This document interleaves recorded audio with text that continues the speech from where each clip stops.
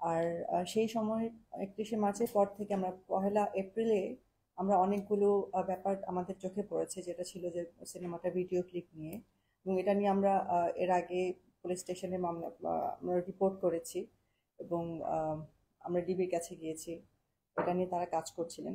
কিন্তু এরই মাঝে যেটা হলো, খুব ভালো চলছিল বরবাদ, কিন্তু তার মধ্যেই আহ, এখন আমরা ভাইরাসের শিকার হয়েছি, বরবাদ ভাইরাসের শিকার হয়েছে, যেটা আপনারা সবাই কম বেশি জানেন। এটা নিয়ে আমরা জানতে পারি গত তিরিশে এপ্রিল।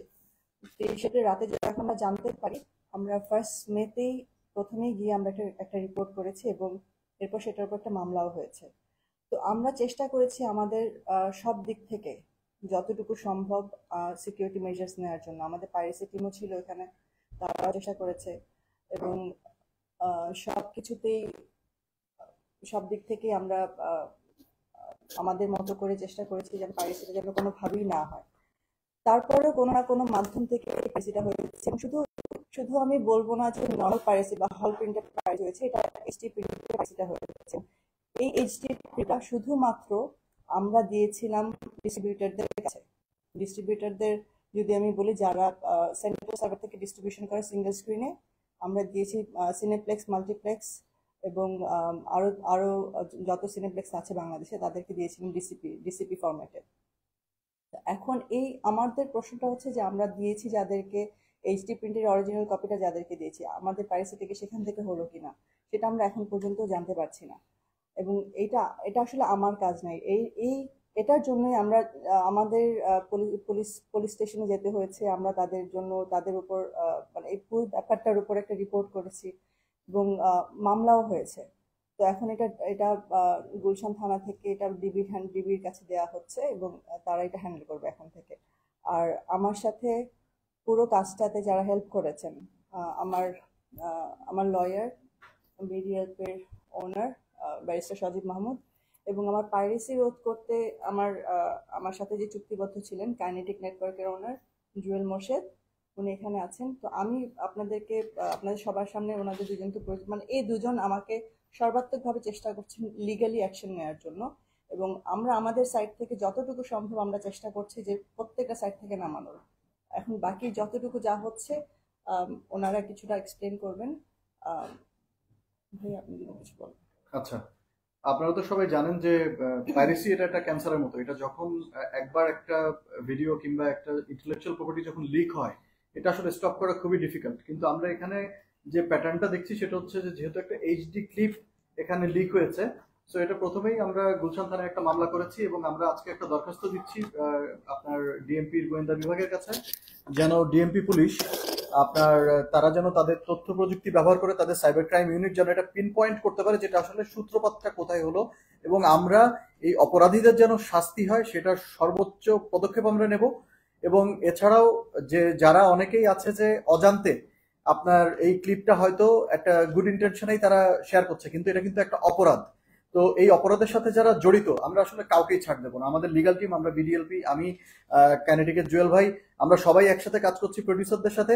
এখানে যে বা যার নামই আসবে, এমনকি যারা বিভিন্ন রকম ফেসবুক গ্রুপে হয়তো তারা এটা কোনো রকম ফাইন্যান্সিয়াল গেইন করার জন্য করছেন না, কিন্তু তারা করছেন, তারা পাইরেসিটা করছেন, উৎসাহ করছেন, এটাকে আমরা কিন্তু কঠোর হাতে মনে করেন এটাকে দমন করব। এছাড়াও আমরা ইন্টারন্যাশনাল কিছু অথরিটির সাথে, ফেসবুক, গুগল এবং মালয়েশিয়ান পুলিশ, বিভিন্ন দেশের পুলিশ, আমেরিকার বিভিন্ন স্টেটের অঙ্গরাজ্যের যারা পুলিশ টাস্ক ফোর্স আছে, যারা আইন শৃঙ্খলা বাহিনী আছে, তাদের সাথে যোগাযোগ করার চেষ্টা করছি যে তাদের দেশ থেকে যদি কোনো বাঙালি, বাংলাদেশি কিংবা অন্য কোনো দেশি কেউ যদি এটা কোনো ওয়েবসাইটে কিংবা কোনো সামাজিক মাধ্যমে যদি আদান প্রদান করেন, আমরা কিন্তু তাদেরকেও ওই দেশের আইনের আয়তায় আনার চেষ্টা করব।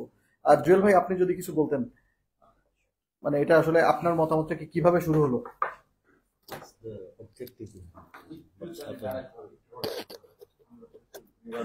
আচ্ছা,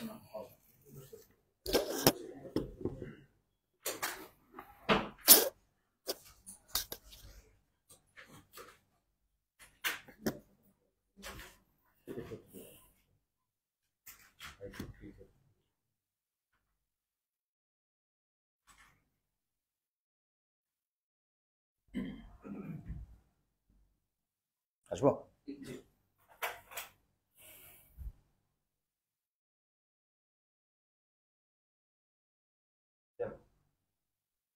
আসসালামু আলাইকুম। আমি জুয়েল মোর্শেদ। আমি কাইনেটিক নেটওয়ার্কের সাথে যুক্ত আছি। আমরা মূলত কন্টেন্ট প্রোটেকশন, মিউজিক প্রোটেকশন নিয়ে কাজ করি। বরবাদের ক্ষেত্রে যেটা আমরা প্রথম আমরা সার্ভারে টের পাই মে মাসের 2 তারিখের দিকে আমরা একটা স্পাইক পাই।